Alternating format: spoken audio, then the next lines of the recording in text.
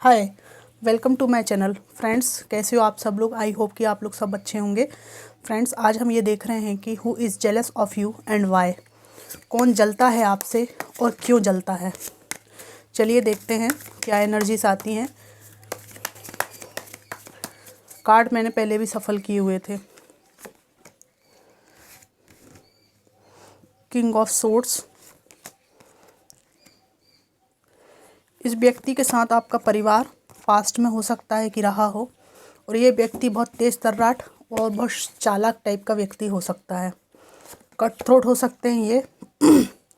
इन्होंने आपको पास्ट में थर्ड पार्टी सिचुएशन में डाला हो सकता है, या आपके जीवन में कोई दो परिस्थिति ऐसी रही होंगी, मतलब आप दोनों के बीच में कोई एक परिस्थिति ऐसी रही होगी जिसकी वजह से आपका रिलेशन इनसे टूटा होगा।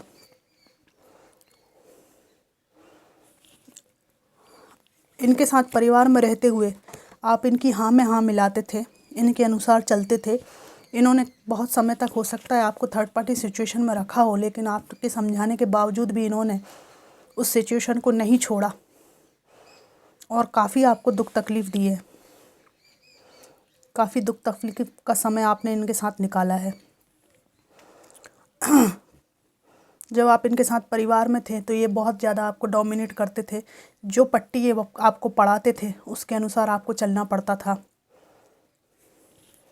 इनकी जलन का कारण ये है कि आप अपने जीवन का निर्माण अपने तरीके से कर रहे हैं, और आपके अंदर बहुत साहस आ गया है। इसलिए ये आपसे जलते हैं कि जिसको मैं इस तरह से डोमिनेट करता था वो ऐसे साहस से भरा हुआ कैसे हो सकता है। ये व्यक्ति मेरे अधीन क्यों नहीं है। ये थर्ड पार्टी सिचुएशन है। बहुत डोमिनेटिंग, बहुत घमंडी इंसान, और थर्ड पार्टी सिचुएशन में डालने का भी ब्लेम ये आपके ऊपर ही लगाते होंगे कि तुम ऐसी हो, तुम वैसी हो, तुम्हें ऐसा होना चाहिए, वैसा होना चाहिए, या तुमने मेरे लिए ये नहीं किया, वो नहीं किया, इसलिए मैं थर्ड पार्टी को जीवन में ले आया। मतलब ऐसे एक्सक्यूज़ देते होंगे जैसे इनकी हर बुरे से बुरे, गलत से गलत काम के लिए आप ही जिम्मेदार हैं। इनको अच्छी तरह पता है कि एक लविंग काइंड और बहुत अच्छे इंसान हो आप प्यार देते हो, प्यार को डिज़र्व भी करते हो, लेकिन इन्होंने सब मिट्टी पलीत कर दिया आपके रिलेशनशिप में। आप अपना प्यार इनको ऑफ़र नहीं कर रहे हो। एनिमल लवर हो सकते हैं आप में से कुछ लोग।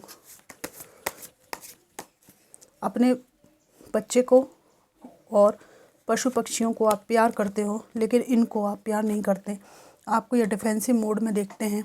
कई प्रकार के हमले करने के बावजूद भी, कई तरह से डोमिनेट करने के बावजूद भी आप में स्ट्रेंथ बरकरार है, और आप इनका डटकर सामना करने के लिए तैयार हैं। इस बात से इनको जलन होती है।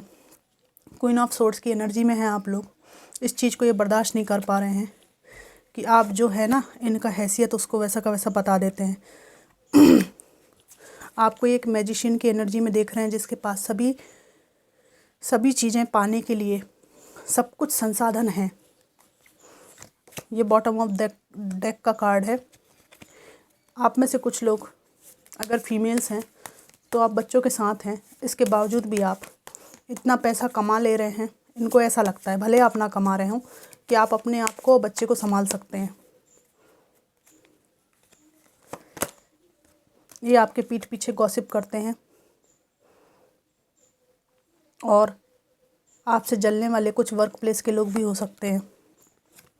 मोस्टली मुझे एक पर्सन दिखाई दे रहा है जिनके बीच में और आपके बीच में एज गैप है। ये आपके पास आना चाहते हैं,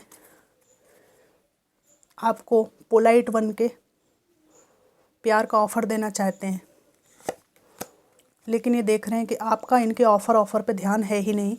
आपका अपना ध्यान जो है कैरियर, मनी, फाइनेंसेस पे आपका ध्यान है, अपनी ज़िंदगी को बनाने पे आपका ध्यान है, क्योंकि आपको लगता है कि इनने आपकी ज़िंदगी को तहस नहस कर दिया।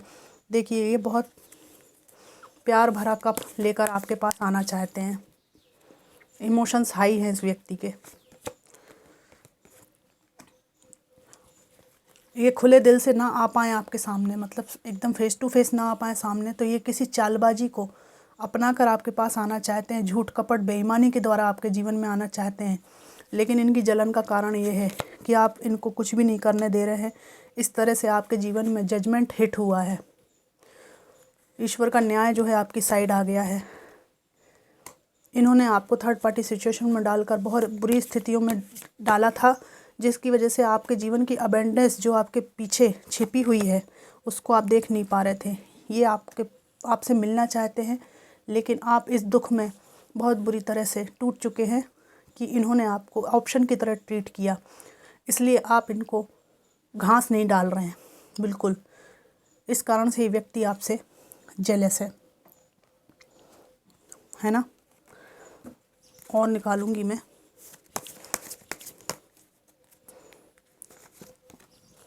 यस, कैरियर, मनी, फाइनेंस पे आपका ध्यान है और जस्टिस आपके साथ में है। मनी और फाइनेंस पर आपका ध्यान है। न्याय आपके साथ है। इन्होंने पास्ट में आपके साथ जो भी न्याय करने वाली वादे किए कि नहीं मैं तुम्हें नहीं छोड़ूंगा या मैं ये करूंगा और तुम तो मेरी ज़िंदगी हो, ये हो वो हो, ये सब जो बातें करते थे न्यायपूर्ण, उसमें भी बेईमानी ये ज़रूर करते थे। इनका जो न्याय था वो तराजू पे बराबर नहीं था। आपको ये कुछ देना नहीं चाहते थे। मुझे यहाँ पे दिखाई दे रहा है यह एक व्यक्ति है जो कि बहुत टॉक्सिक है। मुझे वर्क प्लेस की कुछ लेडीज़ दिखाई दे रही हैं, अगर आप महिला हैं, जॉब करती हैं। इसके अलावा ये व्यक्ति दिखाई दे रहा है जो बहुत टॉक्सिक रहा है। इन्हें ऐसा लगता है कि ये आपके जीवन में एकमात्र टूल थे जिसके बदौलत आप खाते थे, पीते थे और जीते थे। इनको ऐसा लगता है कि एकमात्र संसाधन और जीवन का आधार ये व्यक्ति था आपके जीवन में, और अब इनसे अलग होने के बाद आपके पास वो सब कुछ है। मैजिशियन की एनर्जी में हैं आप लोग, जिससे आप अपने जीवन में जो चाहें वो पा सकते हैं। इस बात से इस व्यक्ति को बहुत सदमा लगा हुआ है, बहुत खुजलाहट मची हुई है इसको कि कैसे आखिर इनके पास इतने सारे संसाधन आए। इस व्यक्ति को ये व्यक्ति ये भूल ही चुके हैं कि इनके साथ रिलेशनशिप के पहले भी आप एक डिग्निटी मेंटेन करने वाले इंसान थे। जब आप अपने मायके में थे, या अगर मेल हैं तो आप अपने पेरेंट्स के साथ थे, तो डिग्निटी मेंटेन करके चल रहे थे। आपके पेरेंट्स, इनके पहले आपके पेरेंट्स आपके जीवन का आधार थे। तो इस व्यक्ति ने ये कैसे गलतफहमी पाल ली कि ये आपके जीवन का आधार है। जब से आप पैदा हुए और इतने बड़े हुए, जब ये आपको मिले, तब तक कोई ना कोई तो आपके जीवन का आधार रहा होगा ना।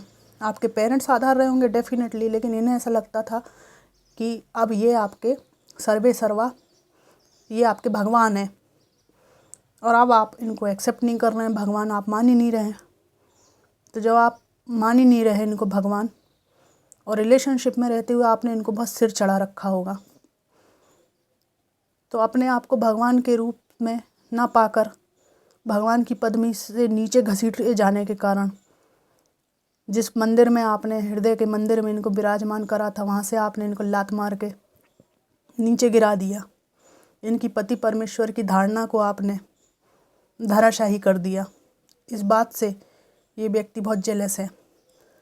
इनको इतनी बात समझ में नहीं आ रही है कि पति परमेश्वर के लिए परमेश्वर के बराबर हरकतें भी तो होनी चाहिए। आप हमें थर्ड पार्टी सिचुएशन में डालो, आप हमें जगल करो, ऑप्शन की तरह ट्रीट करो, उसके बाद आप उम्मीद करो कि हम आपको पति परमेश्वर माने।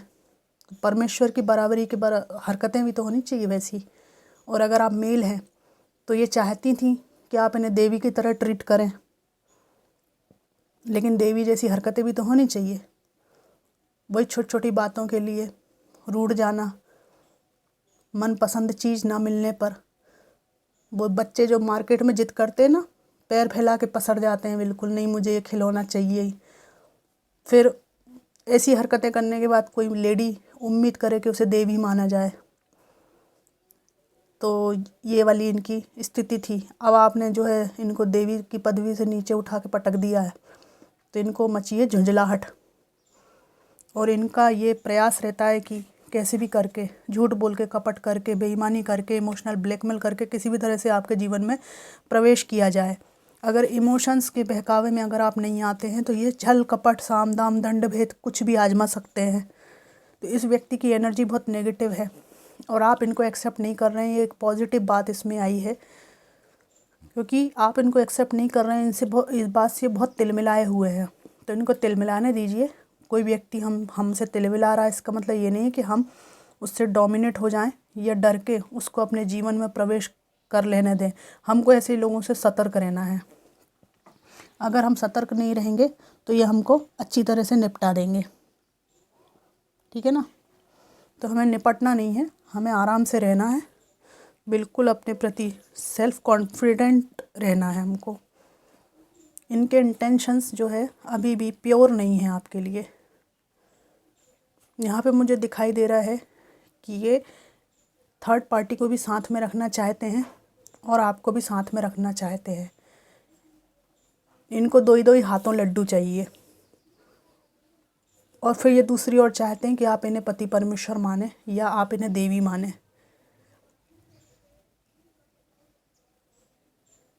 ये बड़े अद्भुत व्यक्ति लगते हैं मुझे एनर्जी में। ये दिल फेंक टाइप का इंसान हो सकता है, ये महिला हो सकती हैं। हमने कार्टूनों में देखा ना, मिक्की माउस की कार्टून में, कि हर कभी दिल उचक के बाहर निकलने लगता है, दिल धक धक करने लगता है हर किसी को देख के। जहाँ चमकीली चीज़ दिखी वहाँ दिल धक धक करने लगता है। रिलेशनशिप का पता नहीं है किधर जा रहा है, मैं कौन हूँ, है ना, काहे के लिए इस दुनिया में आया या आई, कुछ नहीं पता है। बस इनका यहाँ वहाँ जो है धक धक करने लगता है दिल।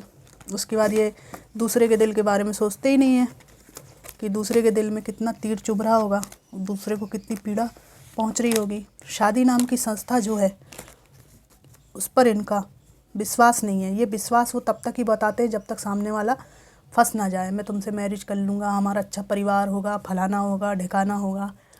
लेकिन जब शादी हो जाती है तो उस शादी नामक संस्था में इनका रत्ती भर भी विश्वास नहीं है। ऐसा मुझे एनर्जीज में दिखाई दिया।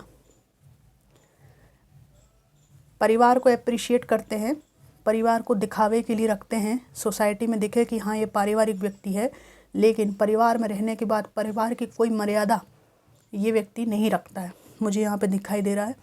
सॉरी गाइस, मैं बहुत स्ट्रेट फॉरवर्ड बोलती हूँ, हर रीडिंग में मैं आपको बताती हूँ, क्योंकि मेरा थोड़ा सा लहजा तरीका ऐसा ही है कि मैं स्ट्रेट फॉरवर्ड बोलती हूँ। क्योंकि मुझे जब ऐसी नेगेटिव लोगों की एनर्जीज आती हैं तो मुझे ना बहुत गुस्सा आता है।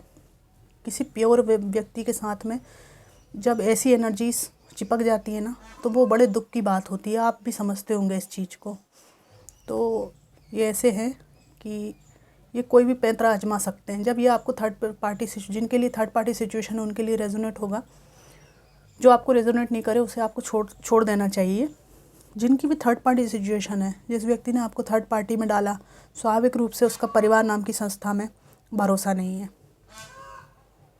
क्योंकि परिवार के कुछ वैल्यूज़ होते हैं, बिना कारण आप किसी को छोड़ नहीं सकते अगर आपने कमिटमेंट किया है तो फ्रेंड्स, ये थी आज की रीडिंग कि who is jealous of you and why. तो वाई में ये आया कि आपके साहस से व्यक्ति जल रहा है बहुत। रीडिंग आपको कैसी लगी मुझको ज़रूर बताइएगा। Thanks for watching.